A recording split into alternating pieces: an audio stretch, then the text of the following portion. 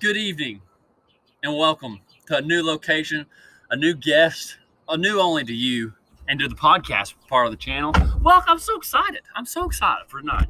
I've wanted to do this for a long time. Get on here and just have story time with some of my friends. That's what we're doing. You're not going to want to miss this. The podcast episodes aren't as popular as I get it. It's just talking, but should be entertaining. The entertainment value should be has the potential to be out the wazoo for this one. This is going to be just kind of I don't know, you sit around the campfire after a day of fishing, maybe hunting, and you just start telling stories. Well, this is what this is supposed to be. Story time. I said earlier in the year, this is going to be the goal of the channel this year, was just to tell some entertaining stories. That's what we're going to do. But first, an appropriate verse of the episode. This one, coming from Proverbs 18:24.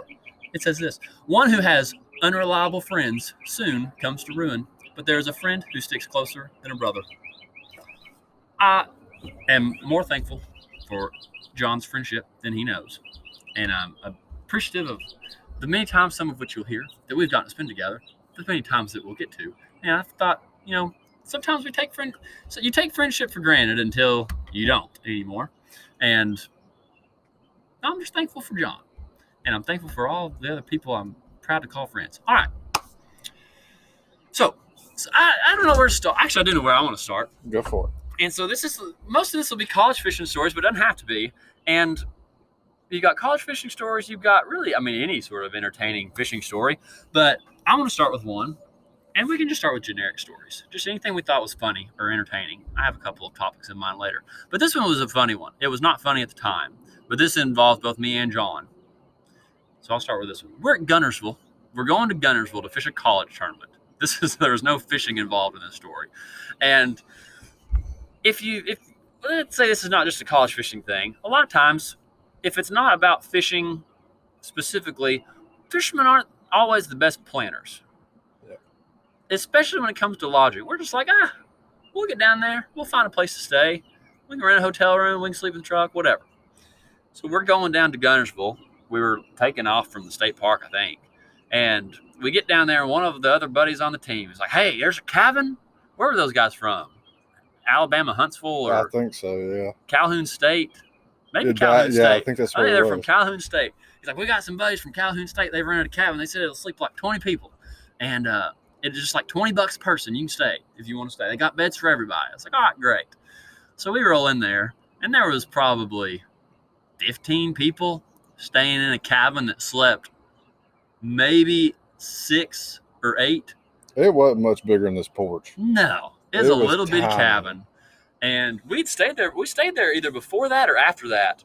I had stayed there way before that, but it was with 5 people. Right. And I stayed there again after the fact with a lot fewer people. But we roll in, and it was pretty late. It wasn't late, but it wasn't like we got there in the middle of the day. Like, we were going to show up, hook the boat up, do some tackle, and go to bed. I don't even know if we fished that day. I think we just showed up. And we get in there, and there's not an open bed. There's not even an open pull-out couch or an open spot on the floor for a mattress. I was a little sassy at that point. John was aggravated. He was upset. I was like, whatever, we'll just sleep in a chair or something. I think I was in a chair and you were on the couch. Well, because at that point in life, you were just like Mr. Optimistic. Nothing's going to get me down. Yeah. Life's just life. I'm happy to be in it. Yeah. I was just like, and here I am, all upset. I'm going to go sleep on the boat deck. I don't care. I forgot about that. He's like, I'm going to sleep on the boat. I said, don't go sleep on the boat. That's actually pretty comfortable. Yeah, it's not the worst option. But we didn't. We stayed inside, and this was one rowdy group, and they were frying fish and drinking beer. Yeah. And they were more concerned with drinking beer and frying fish than they were with catching fish the next morning. Because I remember I woke up at one point, and I just started getting ready. Like, I was going to put my clothes on and go out the door because I wake up and the lights are on and everybody's up. I figured we must be getting ready to go. It was like 2 o'clock in the morning. And I remember looking at you, and you were still sitting up on that couch. You were just like, why are you getting up? I was like, it's time to go? You're like, it's 1:30 in the morning. And I'm like, they're all still up, and everybody was just running circles around the house. It's awful. Oh, yeah. It was terrible. And I remember we were sitting at takeoff the next morning. This was one where, like, there were 250 boats, and 80 of the boats just showed up the morning of and registered because there were people still standing in the check-in line while we were blasting off. But I remember they called out one of the names, and I was like, that guy was one of the guys in the cabin last night. And we look, and as he's taking off, he drives past the check-in boat, and they're getting on pad, and the guy in the passenger seat just leaned over the side of the boat, just barfing his guts out. And then we saw him when we took out there. They were like, how'd your day go? He's like, I made about 5 casts. I was sick the rest of the day. I'm like, yeah, that 230 so fish and beer. That's so miserable. That really helped you. Oh, it's terrible. And I was like, we're never doing that again. Yeah. And then the next tournament, I think the guy that on our team that had hooked us up with them, the next tournament, because we never like gave anybody our $20 No. the night of, because they didn't ask for it and we didn't know who had the cabin. So at the next Kentucky Lake tournament, Dalton was like, hey, Denver said he's going to get that money from you for that Gunnersville cabin. And I think I said something to you about it. You're like, dude, I ain't giving nobody $20 for a freaking nothing. No. I'm pretty honest about it, but you said we had a bed. You said it was going to be fine. It was awful. The spoke arrangements were not what they were said to be. I gave him my $20 because I actually saw the guy in Walmart. Hey, man, yeah, you stay with us at the cabin. I was like, yeah, here's your $20. Thanks for that. Done with you, and sorry. He's like, do you know if your buddy has a money? I'm like, you're not getting that $20 from him. I was like, you're going to have to break his nose and I didn't feel bad. I wouldn't have either. That's one of the only times in life I think I've ever shorted anybody. But I was so mad. Oh, my goodness, I was so mad. There wasn't even anywhere to park the boats. Well, it's not – or plug the boat in. Or plug the boat in. Because they were all plugged in. Yeah, I don't think we did. It was ridiculous. Oh, Lord. So that was a mess. Yeah. That was just a bad room. Like, I've stayed in worse places, but that was just a bad – it just worked out. It was a cool little place. It's a cool place. The company was not. It's just goofy. Not good. It was funny. So that was a good one. And I just think the problem with it, at that point in our lives, people didn't take it as serious as we did. Oh, no. Like, I know we were just goobers, but. Yeah. I don't know. I bet it hadn't changed any. But I bet if you've got 200 boats in a college tournament, I bet 40 of them really want to be there for the competitive reasons and know what's going on and are there to like legitimately compete. And the other 160, there's 50 of them that like to do well, maybe 60, and then the other 100 are just there for like, it seems like a fun thing. We'll just go hang out. It's like hungover, not slept, frying fish at 2:30 in the morning. Or like Dylan did, and then I'll quit for a second and you can tell one. Dylan Fair is a phenomenal fisherman, but in college, he did not always have the practice plan. He might be listening. He's been on some of these. Dylan, this is a good story. This is not me knocking on Dylan, but Dylan, almost as much as bass fishing, loves crappie fishing. So much so that he drove from Cookeville, Tennessee. I think I remember this right. He drove from Cookeville, Tennessee to the St. Johns River, drove like all night, got there in the morning the day before the tournament, went out and practiced until like noon, spent most of that time crappie fishing on a bridge. He's like, dude, we freaking wore them out today. I was like, really? He said, yeah, we caught like 30 crappie on this bridge out here in front of the hotel. I was like, did you catch any bass? He's like, oh, no, we didn't catch any bass. We didn't catch very many, but we wore the crappie out. Then they came in at noon, took a nap, woke up the next morning on the day of the tournament, fished until about 10, and then called us and were like, hey, we're going to head back to Cookeville. I was like, what? He's like, yeah, we're not catching them very good. We want to get a head start. I'm like, you drove 12 hours to crappie fish for half a day. Go home. But he could wear the crappie out. And the bass, too. But that was funny. The worst experience I ever had college fishing was actually one of the first. Really? It's like maybe my second tournament or so. Yeah. With Will Jernigan. Shout out Will Jernigan. Go Vols. Banana boxers and Red Bulls. That's his motto. So we drive all the way down there. We stay in Gunnersville in the iconic Gunnersville Hotel that's right at the highway next to the Waffle House. And if you've been there, you know what I'm talking about. We get on some fish and practice. And I know this is the classic fisherman story, whatever. But we really were on something. And we had patterned it out in a bunch of different places. And for being young goobers, like I feel like we had it figured out pretty well looking back. And the next morning we get up and go to the boat, and the boat has been unplugged all night long. Oh, I remember that. I don't know if he didn't plug it in, if I didn't plug it in, or if somebody unplugged it. We were so tired, I don't know what to tell you, but shortly after that, we decided not even to attempt it and drove all the way back to Cookville. And let me tell you, that is the longest ride back to Cookville from Guntersville, Alabama, with not a word spoken, not the radio playing, not the windows down, not a word. So moral of that story is double check. If you wake up in the middle of the night, feel like something's wrong and you're a fisherman, go plug your boat in. That's the best I I didn't know got. that was with Will. I thought that was with Bentley. No, that was with Will, and I kid you not, to this day, he and I both will probably remember that till the day we die because we didn't say one word. Ugh. There was not hi, bye, Yeah. are you okay? Nothing. Not one word. Not one word. That's usually how it is.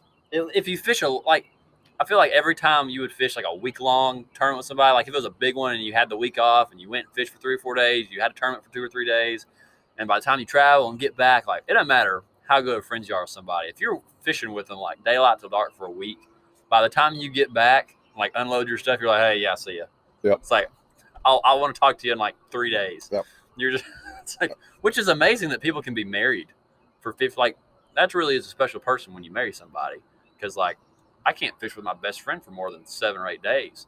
And I'm it ready, gets you're ready bad. to kill each other. It's not even mad. It's like you're just tired. It's not ill intent. It's just you don't know. You get. I know what you're gonna do. You know what I'm gonna do, and you know what my next words are. I know what your next And if words you're are. not catching them, it's A not as fun. multiplier. Yeah, It's a like multiplier. yeah, it's a money multiplier effect. We could talk about that. Driving 6 weeks to get to Minnesota. What's the name of the lake? Bemidji, Minnesota, where there's no air conditioner. Yes, you Northerners, if you watch this, I don't know how you do it. I like air conditioner. Yeah, that's a long ways, and I fished an open on the James River and sucked. I was terrible, and Ronnie Moore told you that. I remember that. we're practicing. So I fished the open on the James River because I was like, I'm going to jump in an open. I guess we were what? Is that sophomore year? My sophomore year? I think it was your sophomore year. Like my sophomore year, we jump in an open. Great, cool, whatever. And I'm terrible. Like I catch 1 fish the first day and 5 slicks the second day. And then I leave James River. I met my parents at the Bass Pro Shops at like midnight in Sevierville. Dropped off some stuff, picked up some stuff, and then left the Bass Pro Shops, went to John's house, picked him up in the middle of the night. Yep. And that was like 7 hours from the James. And I climbed in the passenger seat and I said, wake me up when you get tired. And like 9 hours later, this man has not raised his head. I mean, it's like a week practicing. You get 2 tournament days, you drive all night, and then you're like, I'm over it. Just the driving and being awake. And so he woke me up at what do they call it? It's like a Huddle House knockoff. The Fat Boy? No. The Little Man? That's like nuclear bombs. Never mind. It was a Huddle House. Was it? It was a Huddle House, it had not a Waffle House. Guy. Yeah, it was okay. It was no, I don't remember. Whatever the little Huddle House thing is, where it's got the little pudgy, almost Pillsbury Big boy. Big boy. Is that what it is? He woke me up in Ohio, and he's like, "We're stopping for breakfast." I was like, right before we crossed the bridge. Good deal. And then we drove forever. We should have stopped at Mille Lacs on the way up. Yeah, we were in no mood to stop. That at was Mille my Lacs on the way biggest back. regret. Yeah, we should have, but I don't. It would have been, even though it had only been half a day, probably we still could have done it. But we're like, oh, we'll just get up there. Let me get up there, and everybody couldn't believe we were fishing for bass. All the tackle stores up there are like, why did y'all come to Bemidji for bass? Like, there aren't any bass in the lake. We musky fish, and that's it. That should have been the first sign. And then we got to the lake, and we're like, what is this swimming hole? Like, it literally looked like a swimming hole. It's just a big circle. And a creek. Well, it depends on what you call big. That's true. It wasn't very because big. It wasn't big. No. You could make a couple circles out of how many boats were fishing the field and just lined it. Yeah. That place was so good until everybody started fishing, because it was like a 7-mile river, 7-mile creek, and it was idle only, which was awful. And that's where everybody caught them in, except for the guys that won. Jake Lee and Jacob Fouts went down the little bottom river. Everybody you heard else him was right. The one on the right. 7-mile idle. That's all you could do. and they were like the first day of practice, you could catch them on a shoestring everywhere, and they were good ones. Like you catch 3 or 4 pounders, and then everybody just beat them to death. And 3 days of practice, the last day of practice, we didn't even bass fish. We're like, well, you can only do so much. Like we're gonna be in that creek with everybody else. Didn't we try to catch muskie? Yeah, we went to Walmart and bought big muskie pliers or muskie lures, and we were out there chasing muskie. We saw some that were as big as a boat, and we couldn't catch any of them. Do you still have the picture of the people that had the poster board? No, I don't think so. There were some people. They were upset. They put a little sign out on our boat. This was the first day of practice, I think, and it was all the way like it was 7.1 miles out of 7.2 in the back of that idle zone. And somebody had put a poster of very harsh words against the college anglers. It's like, we hate Bassmaster. Yes. Get off our pond, or go home. You're not welcome here. It's like, okay. And I understand like college kids can be a certain type of way. Oh, but yeah. we're on the water, and 99% of us are not going to come up on your dock, not touch anything. Like, we don't want nothing to do with you any more than you want to do with us, especially if you're that type of way. That's the first time I had genuinely seen hate. Like, that was new to me. That's the biggest fish I caught that whole week was right in front of their dock. It was. The last day of practice, it was like a 4.5 pounder on a drop shot. I was like, I'm going to set the hook one time today. That's the first one that bit. And I don't know, I could look, but I think you can see like their dock in the background of the picture. It's close. Anyways, I talked about getting them a little fruit basket and setting it out on the dock, saying, we love you. Yeah, they probably We wouldn't didn't have do accepted that. They probably just, whatever. It was bad. But that tournament, like, I don't know how much you want to talk about like strategy and stuff, but that tournament, like, we had a strategy, but we didn't have a strategy. We just fished, and yeah, it ended up pretty well. Yeah. Like, it could have went better, but we made the last day. So we made it. I think we were 8th going into the last day and ended up 9th, something like, or 11th, something. Yeah. And we made the cut to fish the last day, which was cool. Freaking Patrick, I think Patrick beat us by like 8 ounces. Yeah. Because we're like, oh, we both got 3 fish. Maybe we can at least beat Patrick today. And I think we like barely lost to Patrick. But he can kind of catch him okay, so that's not too big a deal. Yeah, I don't feel that bad. Yeah, but yeah, it was cool. We just, what did we throw? Wacky worms and wacky worm all the time? It was mainly a wacky worm. Just everywhere you could throw a wacky worm and just hope you got bit. Yeah. Like, there was no more. And then you just fish so slow. It's like every day you had to fish slower and slower and slower. Because of the pressure. Yeah. Like, you've got 250 boats times 2, that's 500 baits in the water in a 7-mile river. That's really about the only place anybody was at. It was just like, get in line, start making your circles. That's literally what it was. And if there was video of it, some of y'all wouldn't believe it, but it was literally just going in circles. Yeah, it really was. Just, okay, like they left, let's go over parade. there. That was astonishing. And my other funny story from that, and this is, I feel like I'm making fun of people, and I'm not, but Brody that does Jacob Wheeler's videos, that does a lot of the filming for Jacob Wheeler, travels with him. If you've seen his channel, I know you've seen Brody. He fished for, I think, Ohio State. That may not be right. But anyways, I think it was the second day. We're in line with Brody, and he was pumped up because like he caught a good limit, and he was talking about how he was like, dude, I think we've got like 16 or 17 pounds.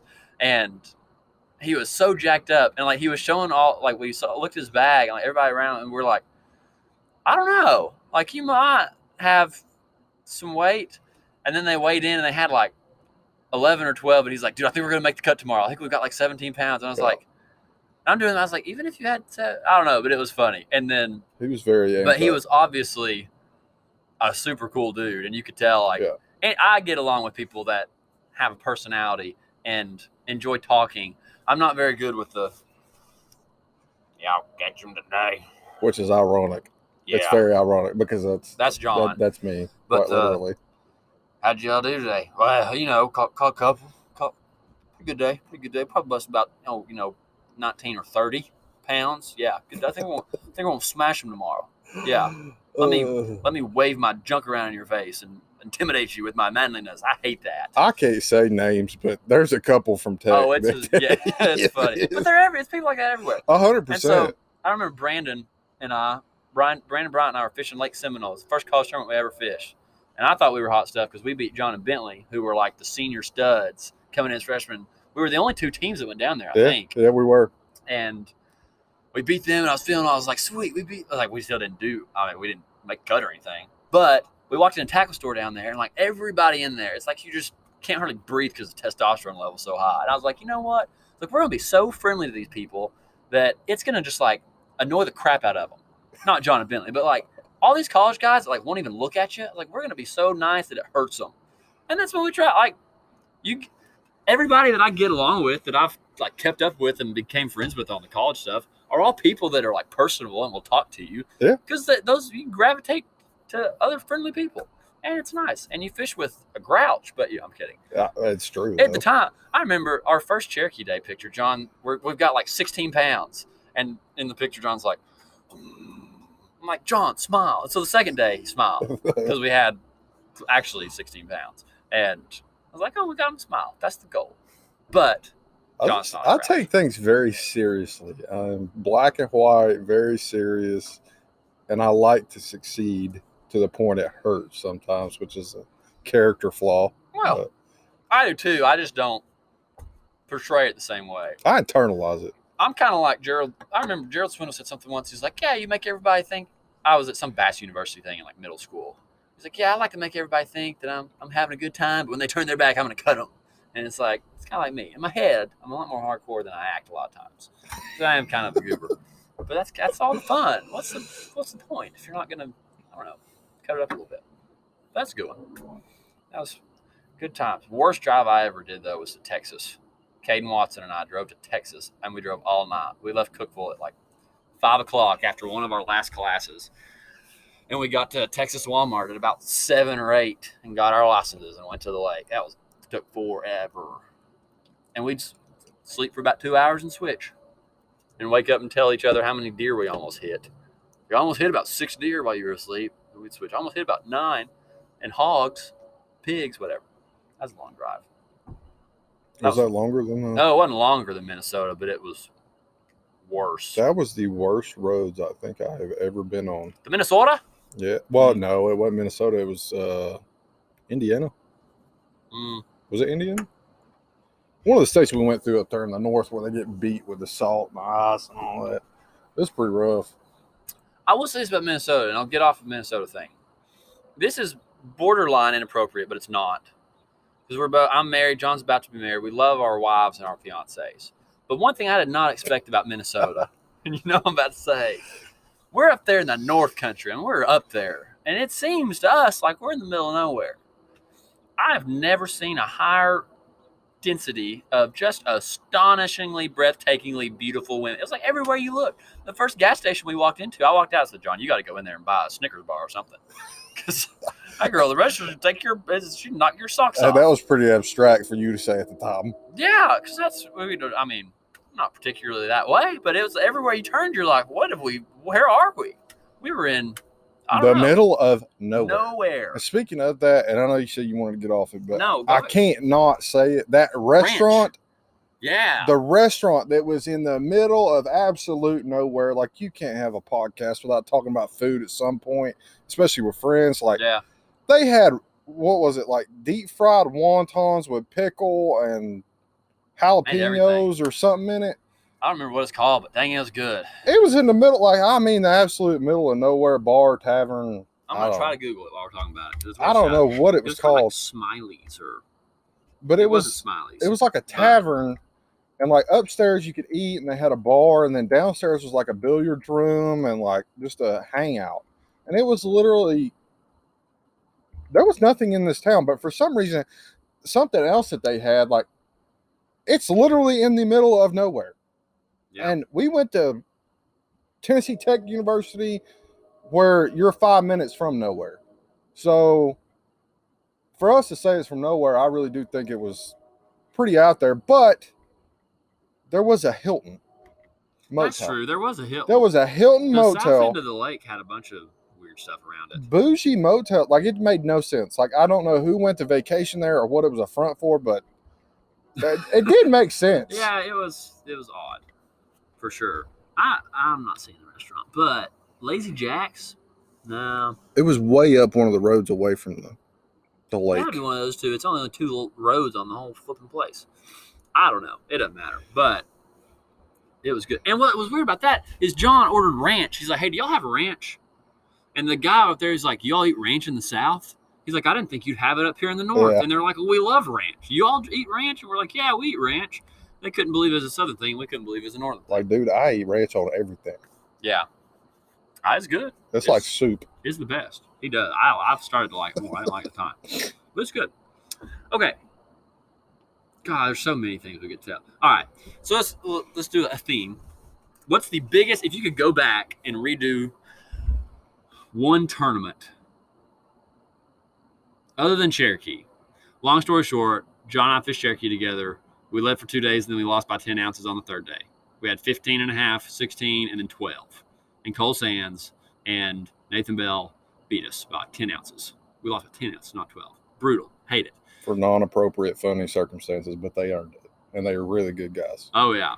Yeah, they're studs. They're sticks. But we just floundered. Yeah. And didn't adjust. Whatever. Fine. We wish we would redo that, and we would drag a Carolina rig on the third day and catch them and be fine.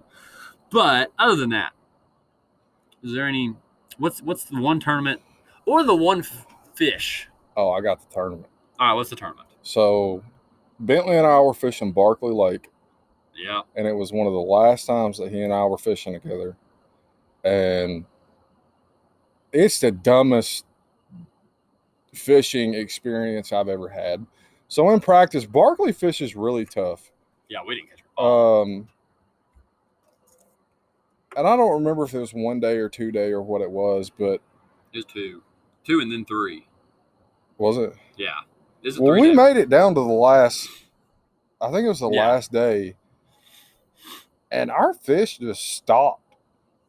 We didn't adjust, and we kind of like didn't know what to do. One of the only JB's custom rods that have ever been broken that was in my possession, Bentley broke that day. It was really funny but upsetting at the same time. And then we finally, like midday, didn't have anything, and we knew like going to the championship was on the line. And he picks up a DD22. For those of you who know what it is, it's a big deep diving crankbait that dives to like 20 plus feet. 22. And we go back in this cove behind a bridge, and it's just a long slough that's like 4 foot deep. And Bentley throws this DD22 in 4 foot of water. And I'm like, are we that lost? Like, he does off the wall stuff all the time, but I was like, are we that lost? And catches one that's like right at 3.5, 4 pounds. Okay. I don't know how that worked, but do it again. So day keeps going, and I think we ended up with like 3 or 4, but on the last spot, we ran all the way down the lake close to the dam and fished one of our swim bait holes, and I had a 5 to 7 pounder come off like 4 or 5 foot from the boat. Just spit the hook. It didn't have slack. I didn't know as much about swim bait fishing. In hindsight, I probably would have used a different hook, but that fish come off. We come back to weigh in and missed the cut by 0.13. And I think it's one of the only times I have ever had an emotional day bass fishing like that. Like, I cried like a grown big baby. And that would be the tournament I would have back. That would probably be the fish I would have back. Yeah. That one was an emotional one. That was rough. I remember that.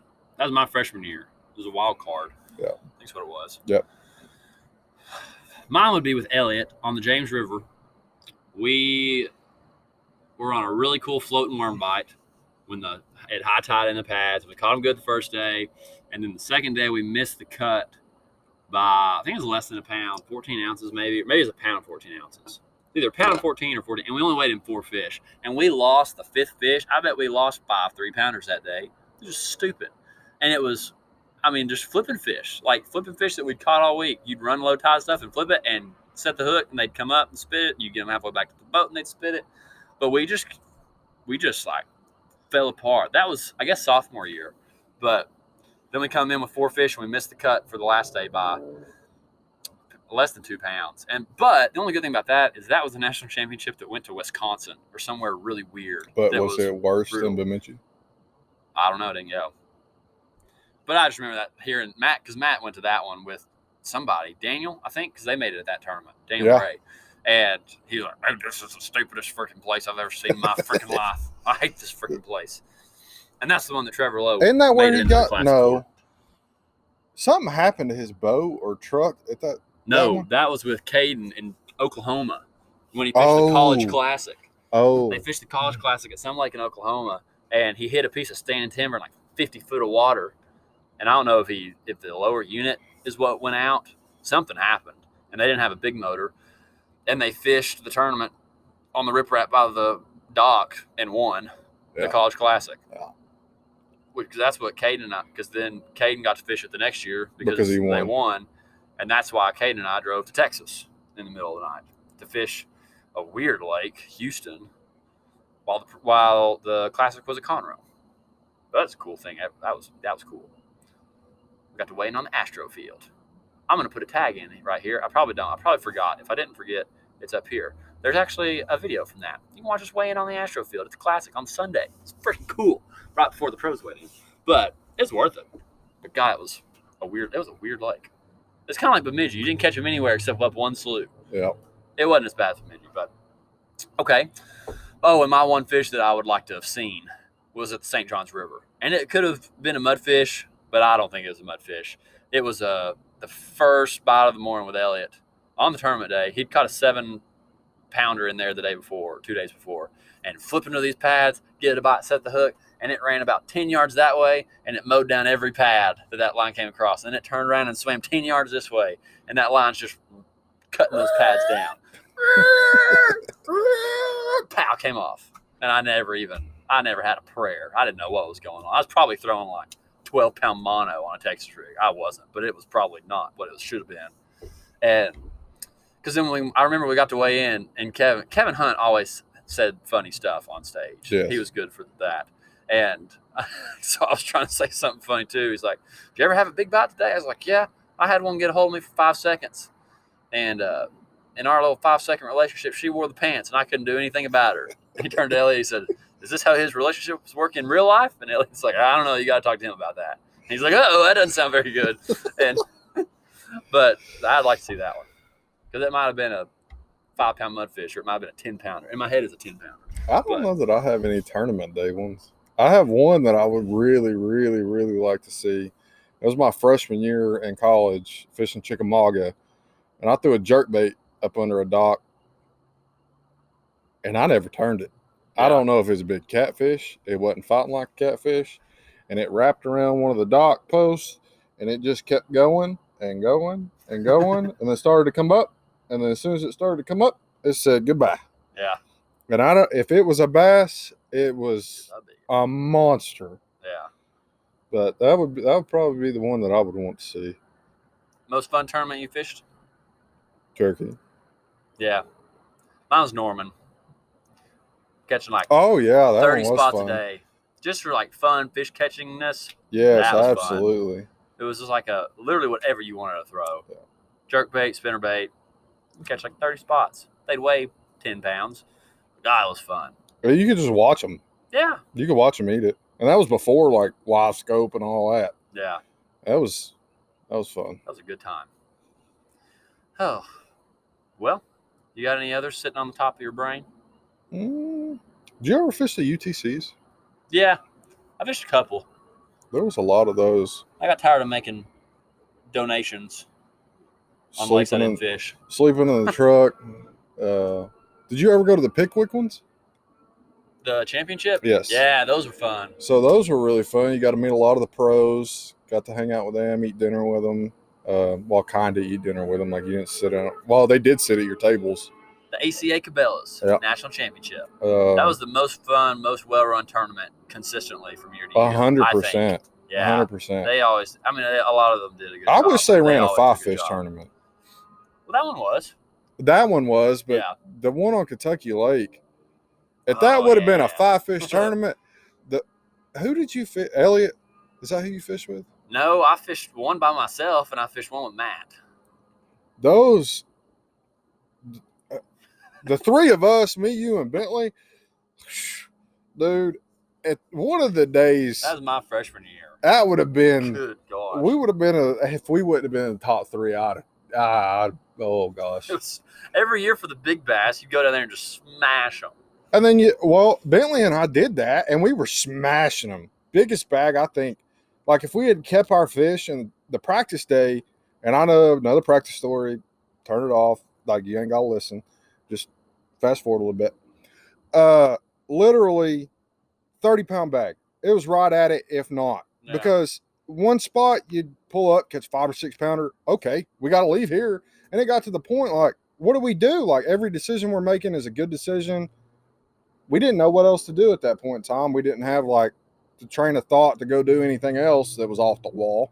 So we just left. Like went and fished random stuff and come back the next.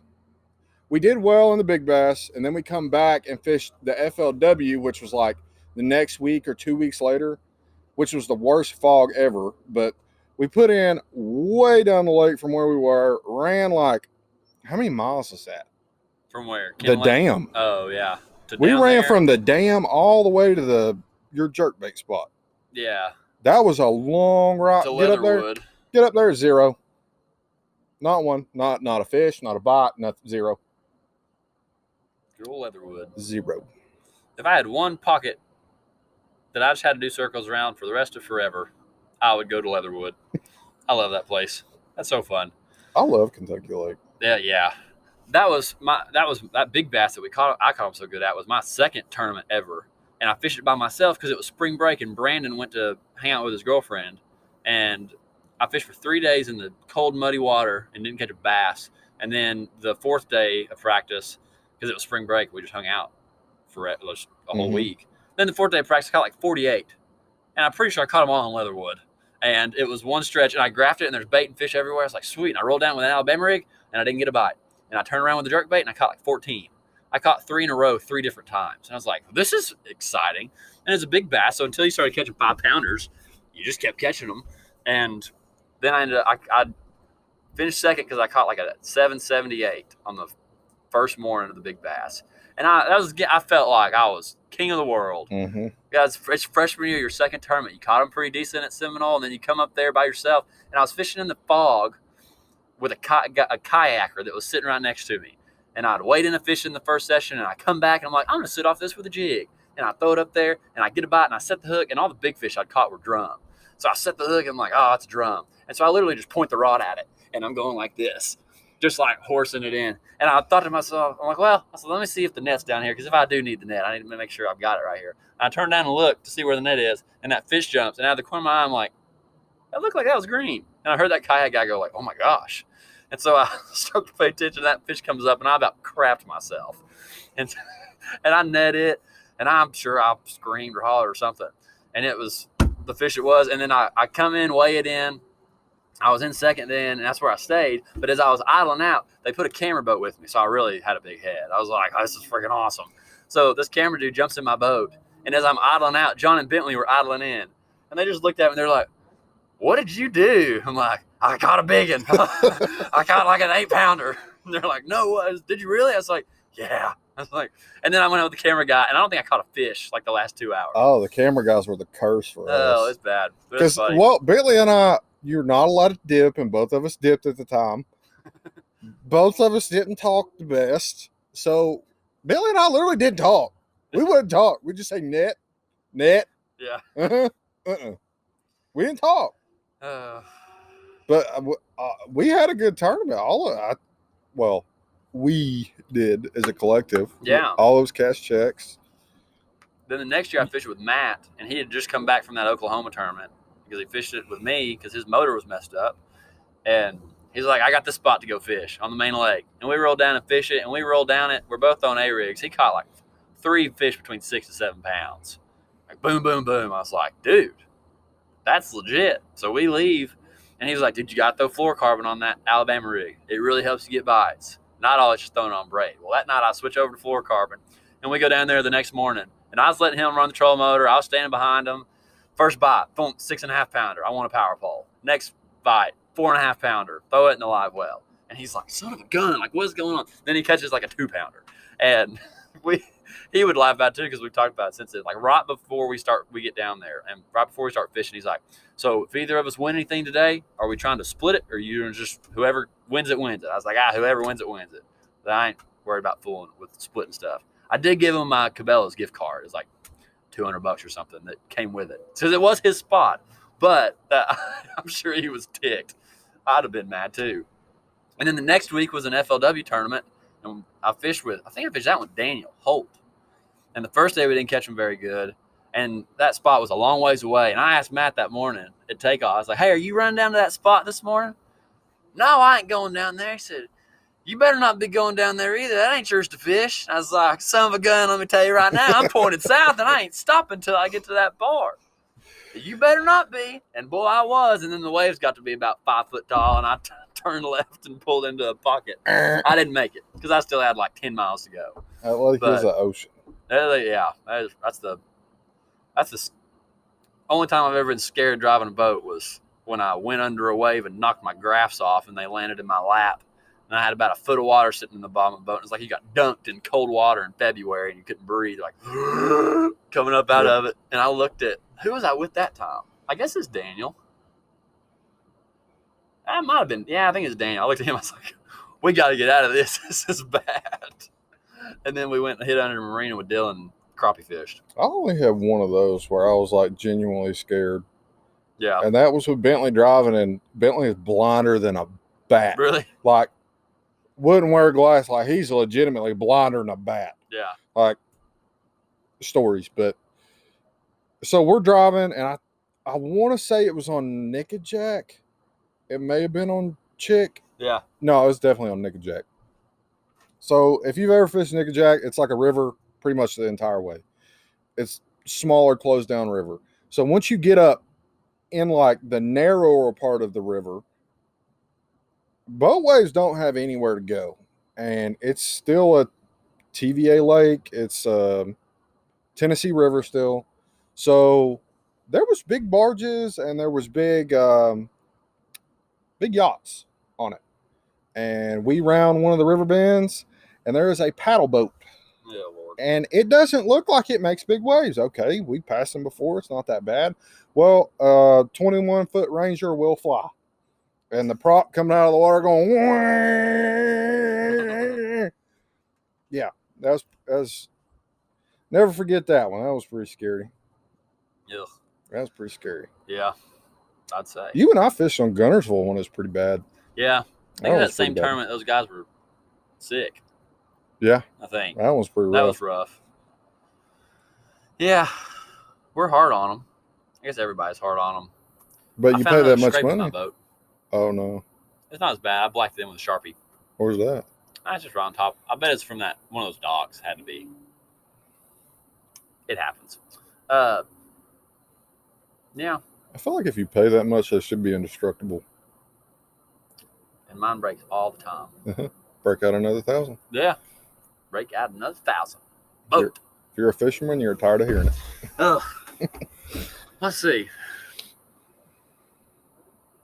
We got them for that. Half of them we can't tell because they're not nice. Not nice. Or they're inappropriate. Yep. In an appropriate way, but not worth the podcast. I got a lot on Tanner Rich, or a couple on Tanner Rich. Tanner, if you're out there, hope you're doing well. I miss talking to you. I hope you're still fishing. Or doing whatever you want to be. I don't care what you're doing. I hope you're doing good. A lot of the guys don't fish anymore. Yeah. A lot of them didn't fish when we were in school. Oh, yeah.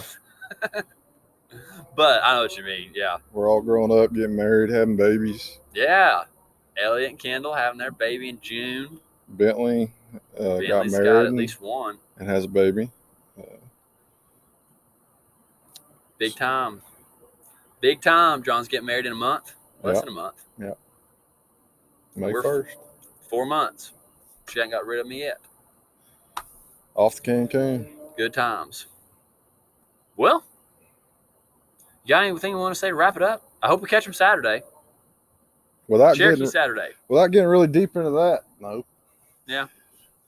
Hope we catch him Saturday. Cherokee, Morristown, number 3. We got to make it up. I don't Redemption. care about Norris. That's all we got to say. I'm going to call it Redemption. Redemption. We just need to not suck again. Yeah. Okay. That's all I got. So, Got anything else? Cool. Thanks for listening to our story time. If you got a story you want to tell, let me tell it. Let me let you tell it on here to all 10 of us listening. I appreciate all 10 of you so much. Yeah, drop in the comments. Oh, yeah, or just chatting. Let's just get a thread going of like crazy, stupid stories. Oh, I had one other one. Really quick, really short.